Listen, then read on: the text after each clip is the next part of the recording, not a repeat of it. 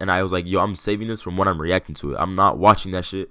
The Warriors did not buy. It's all homegrown, bro. Draymond Green, Klay Thompson, Stephen Curry. Wiggins has contributed in the finals a lot more than Poole, in my opinion. Wiggins was literally like, for me, Curry doesn't win it. Wiggins wins the Finals MVP. Oh my god! Player in the entire NBA. Deserved. And so far, we're getting shitted on right now, bro. I don't want to fucking hear it, bro. Curry's playing out of his fucking mind like an MVP caliber fucking player he is, and he.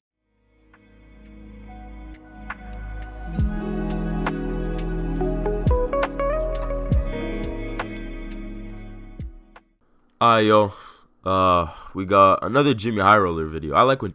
I literally didn't watch this video literally because I haven't uploaded, and I was like, yo, I'm saving this from when I'm reacting to it. I'm not watching that shit. Like I was gonna watch it, bro. I'm like, yo, this shit just dropped at the perfect time for me to watch it. And I was like, nah, I'm not watching it. I'm gonna wait for it so I could be like, genuine reaction. But yeah, JxmyHighroller, can you buy an NBA championship? Let's see what this shit's talking about. Bro, the Warriors have been struggling, bro. It's tough. It's tough. But as I said, the Pelicans are actually playing decent. Wait, what did I say? I think I said it like during the summer or some shit. What did I say? But I said they were gonna play good. What's their record right now? But yeah, but let's see what it's talking about. Can you buy an NBA championship? I mean, yes, to a certain extent, but like your stars have to mesh if you want to buy a super team. Warriors have homegrown talent. They didn't buy a super team. I think that's one thing you have to respect about the Warriors, no matter how much people shit on them, is the fact that, bro, they will have seasons. Well, they literally had the worst season, came back, had a decent season, and then came back and won a championship because they let their young core build themselves, bro. Like, that's something you have to respect, because most, like, bro, I ain't gonna lie, that's something that a lot of organizations gotta understand, bro. Like, the Warriors did not buy. It's all homegrown, bro. Draymond Green, Klay Thompson, Stephen Curry, Jordan Poole. Like, bro, that's crazy, bro. That's literally the starting five, my nigga. That's crazy. This was kind of, yo, these rings are crazy big. I ain't gonna fucking lie. Can you buy wins in the NBA? If the team spends enough money, will it? Bro, NBA is rigged. NBA is rigged. NBA is rigged. I asked these questions because a couple weeks ago, news broke that the Warriors had signed their up-and-coming star Jordan Poole to a 4-year extension worth $123 million. And then damn, bro, that nigga's getting paid. I didn't even know he was getting paid that much. Yo, that nigga Draymond Green punched that nigga, bro. That makes sense now, bro. That's tough. Shortly after, it was announced that Andrew Wiggins also agreed to a 4-year extension with the Warriors for $109 million. 2 9-figure deals dished out. Wait, what? I would expect Wiggins to get more money than Poole. Wiggins has contributed in the finals a lot more than Poole, in my opinion. Wiggins was literally like, for me, Curry doesn't win it. Wiggins wins the finals MVP. Wiggins, bro, he played insane. I ain't gonna lie, he played fucking insane. On defense, bro, two-way, yo, he was playing different. Neither Poole or Wiggins are the highest paid players on the Warriors. Yeah. That would be Stephen Curry. Oh my the god. Highest paid player in the entire NBA. Deserved. And then Klay Thompson, and then Draymond Green, and then Jordan Poole and Andrew Wiggins. Just these 5 players combined will make a mind-boggling $174 million in the 2023-2024 NBA that's season. crazy. That nigga's getting paid. When the Warriors assembled arguably the greatest team ever in 2017, the entire team had a payroll of just $101 million. The Warriors are handing out more massive contracts than any other team in NBA history in order to retain their spot as the best team in the league. And so far, we're getting shitted on right now, bro. I don't want to fucking hear it, bro. Curry's playing out of his fucking mind like an MVP caliber fucking player he is, and he's just, every time he leaves the floor, we're like minus 66, bro. It's fucking sad, bro. A great investment. So I'll ask again. Can you? We signed Jordan Poole for that shit not to happen, and it's fucking happening. But like, bro, it's only the beginning of the season, but still. Championship in the NBA? Well, it's the bench, there's really only one way to find out. But yes, it can, bro. Like, look at the Miami Heat. Today's video is brought to you by SeatGeek. Yeah, bro. SeatGeek, sooner or later, you guys are gonna have to throw me a check. You gonna see, bro. When I start getting traction on this YouTube shit, you gonna see, bro. Y'all gonna see. First order. Oh yeah, you see exactly when LeBron James joined the Miami Heat. Joined the Miami Heat as unanimously the best player on the planet. Bro. And in his first season with the team, he made. I remember. Yo, I'm gonna stop pausing, but bro, I remember. Fucking, I saw this shit on Disney Channel, bro. I remember when I saw this shit. This shit was everywhere. When LeBron, I seen this shit was on repeat. That was crazy. $14.5 million from his NBA salary. At the time, this was a nice big contract for the league's premier superstar. But times have changed.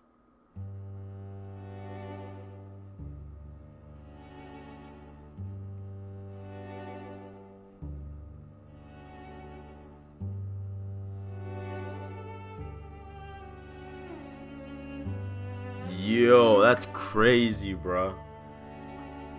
Derrick Rose. Oh shit, that's 102. crazy. There are 102 NBA players who will make more money this season than a John Wall is getting paid $47 million. What the fuck, bro? Yo, a lot of these these niggas is really making money, bro. Rudy Gobert is getting paid. Well, that's kind of Yo, that is crazy to me. How much is John Morant on this shit? That's crazy. Prime LeBron James made a decade ago. Part of this is due to inflation, but mainly this is due to the fact that the NBA simply generates far more revenue than it did back then. But throughout NBA history, teams have been willing to pay an insane amount of money to have a chance at a championship. In Michael Jordan's last season with the Bulls, MJ was paid quite possibly the most amount of money relative to his peers in the history of sports. In the He's the GOAT. What do you mean he's the GOAT, bro? 1997-1998 NBA season, Michael Jordan made $33.14 million from his NBA that'd be like salary. 70 By 70 himself, MJ made more money than the combined team salaries of 19 other NBA teams that season. Oh his my contract God. was so massive that the league implemented a maximum salary rule the following season, which prevented teams from paying the equivalent of an entire roster's payroll to one single player. Yo. Even by today's standards, crazy, this bro. is a giant one-year salary. But if we adjust for inflation and total revenue driven by the league, what? Like what? What are we saying? What are we saying? 60 million? I think 60 million is accurate.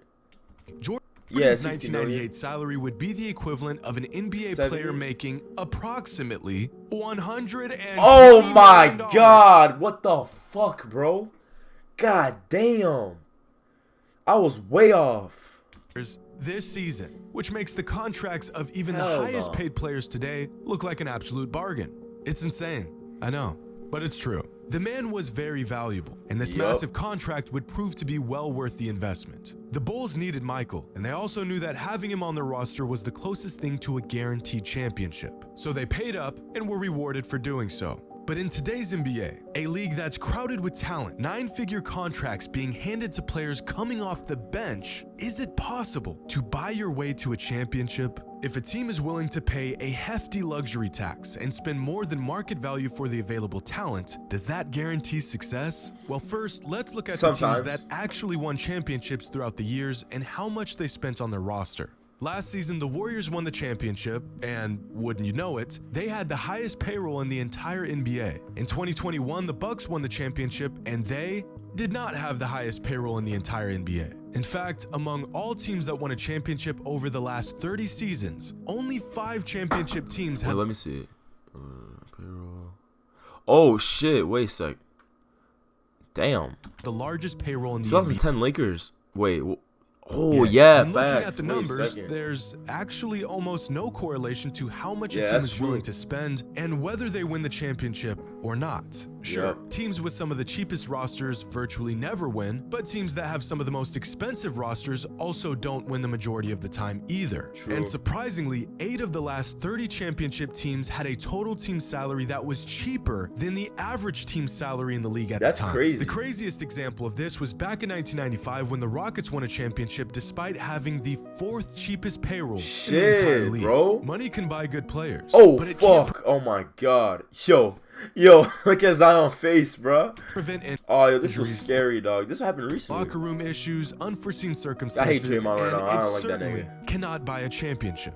Facts. But what about wins? Does spending far more money than other teams equate to winning more games than other teams? Well, last season, the Lakers had a team payroll of $164 million, and they won just— Yeah, but that's because they spent the shitty... They were the worst team in terms of what the fuck they were spending their fucking money on. Everybody knew that Westbrook was a bad fit for the team, and how much, like, bro, We knew this shit. Everybody else did not want Westbrook, and only one team wanted Westbrook, and that was the Lakers.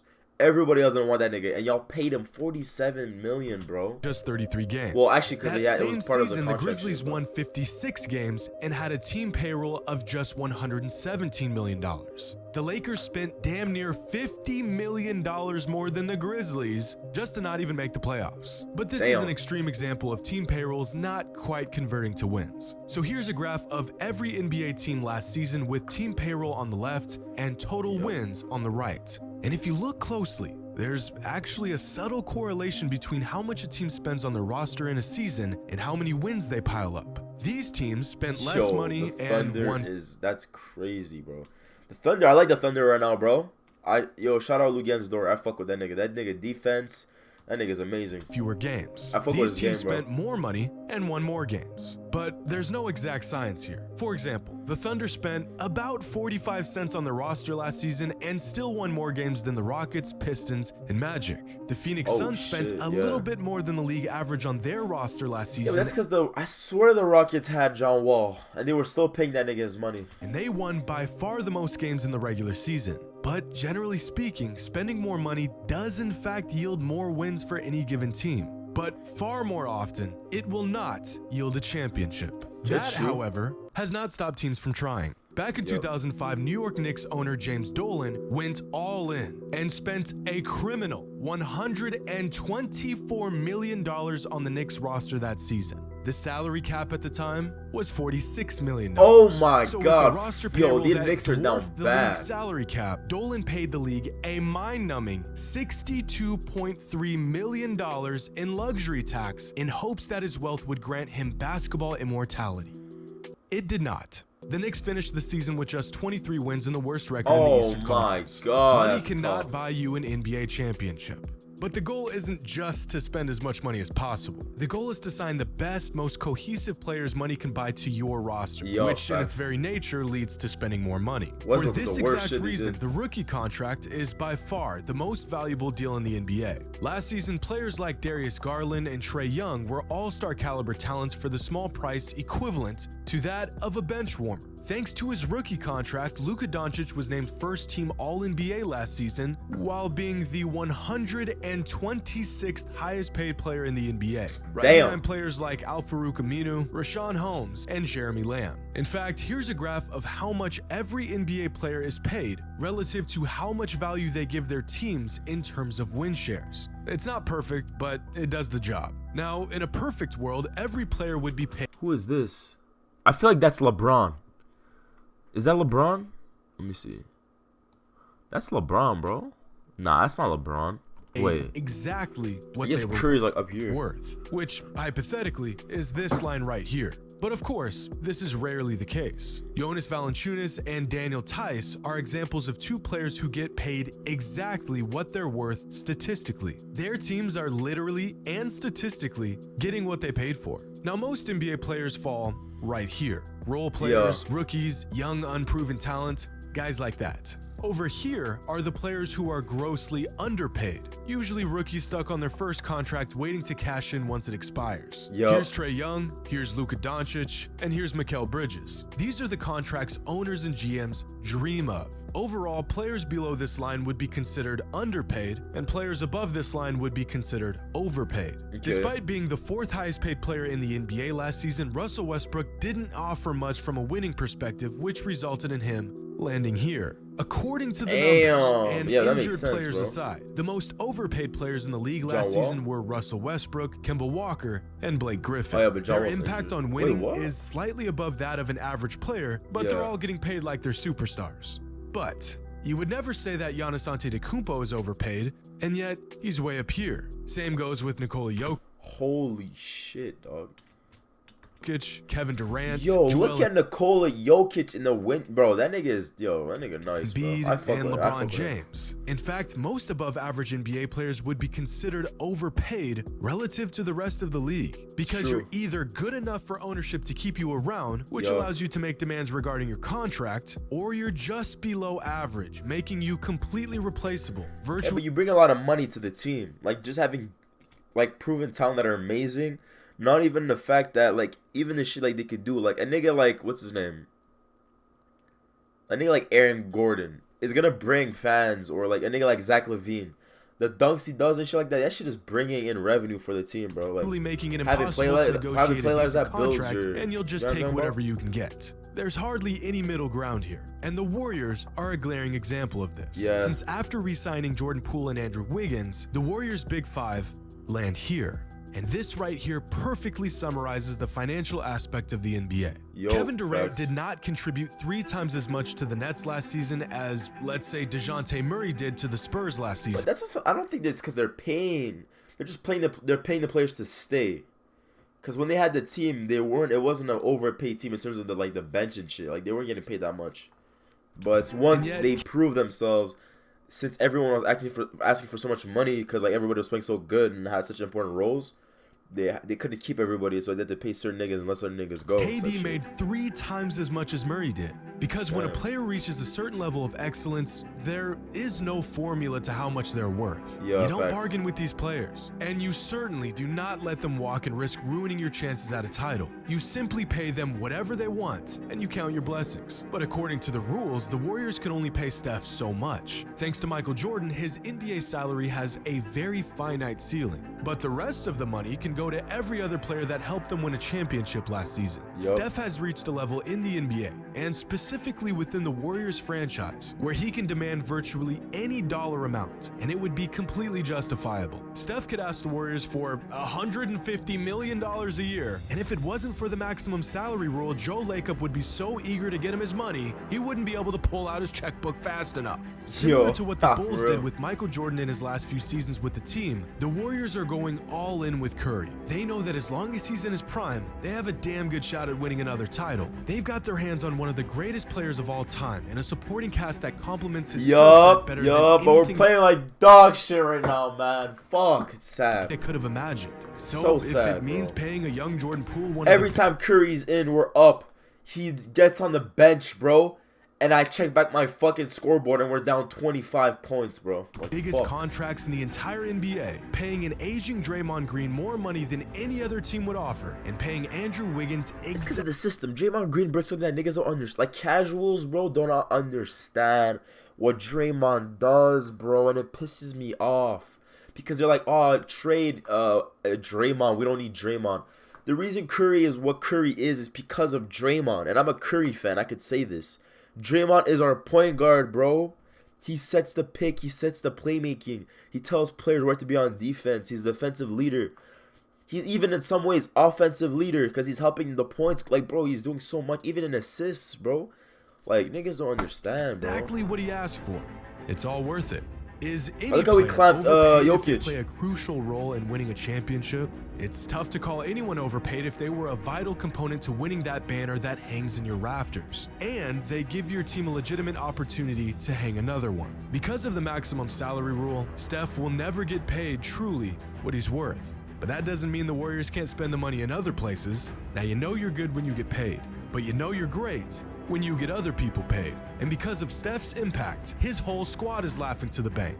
Because just like every team that came before them, the Warriors cannot buy a championship. But that won't stop them from trying. For real. I like his videos, bro. I like his videos. I like JxmyHighrollers videos. That dude's different, bro. Something about, I wonder how much time it takes to make one video for him. All the research, all the editing, and like, he must do all his editing and shit, I think. But yeah, bro.